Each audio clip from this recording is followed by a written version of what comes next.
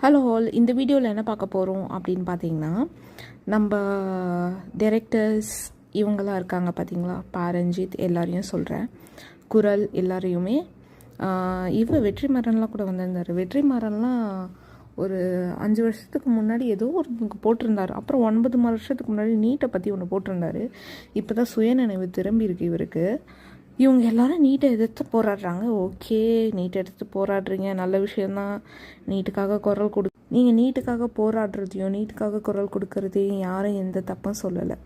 நான் கேட்குறது உங்கள் எல்லாருக்கிட்டேயும் ஒன்றுனா, கடந்த 5 வருஷமாக எங்கே போனீங்க?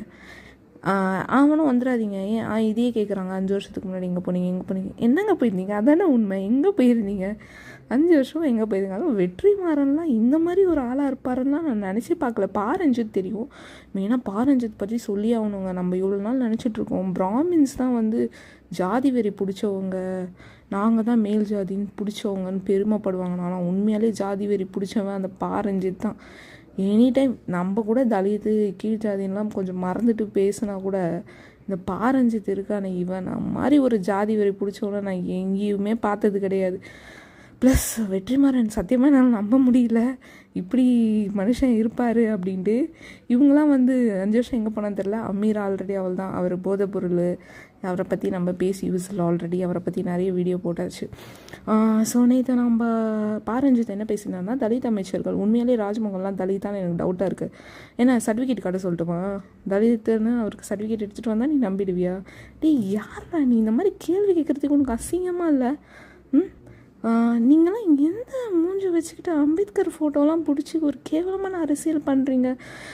ஜாதி தான் முக்கியம்னா வீசும் காற்றில் விஷம் பரவட்டும்னு சொன்னவர் அவரை போய் நீங்கள் ஒரு ஜாதி தலைவரை ஆக்கிட்டு என்ன ஒரு கேவலமான அரசியல் பண்ணுறீங்கன்னு புரியல. ப்ளஸ் தலித் மக்களுக்கு என்னென்ன பண்ணாங்களா? போன ஆட்சியில் வேங்கை வயலில் நடந்ததுக்கு அந்த மலம் கலந்தாங்க குடிக்கிற தண்ணியில். அப்போல்லாம் இவனுங்களாம் எங்கே போனானுங்கன்னு தெரியல. ஆம்ஸ்ட்ராங் கேஸை இப்படி சிபிஐக்கு மாற்றிருக்காங்க. அப்போ எங்கே போனானுங்கன்னு தெரியல. ஆம்ஸ்ட்ராங்குலாம் குரலே கொடுக்கல. இப்போ வந்து கத்திக்கிட்டு இருக்காங்க, நீ நீட்டுக்கு தானே போராட வந்த, நீட்டை பற்றி பேசு. ஸ்டேஜ் ஏறி சம்மந்தமே இல்லை டிவிகேவை பற்றி பேசிகிட்டு இருக்க. ஆட்சி சரியில்லைன்னு சொல்கிற. நீ டிவிகே கவர்மெண்ட்டுக்கு எதிராக போராட்டம் பண்ணுறியா இல்லை நீட்டுக்கு எதிராக போராட்டம் பண்ணுறியா? கையில் போர்டு நீட்டுன்னு பிடிச்சிருக்க, ஆனால் நீ ஸ்டேஜ் ஏறி நீட்டை பற்றி பேசலையே, டிவிகேவை பற்றி தானே பேசுகிற. நீங்கள் இந்த மாதிரிலாம் பண்ணி வெறுப்பு அரசியல் பண்ணாதீங்க. ப்ளஸ் நீங்கள் இப்படி பண்ணுறதுனால மக்கள் இன்னும் முட்டாள் கிடையாது, பச்சையாக தெரியுது.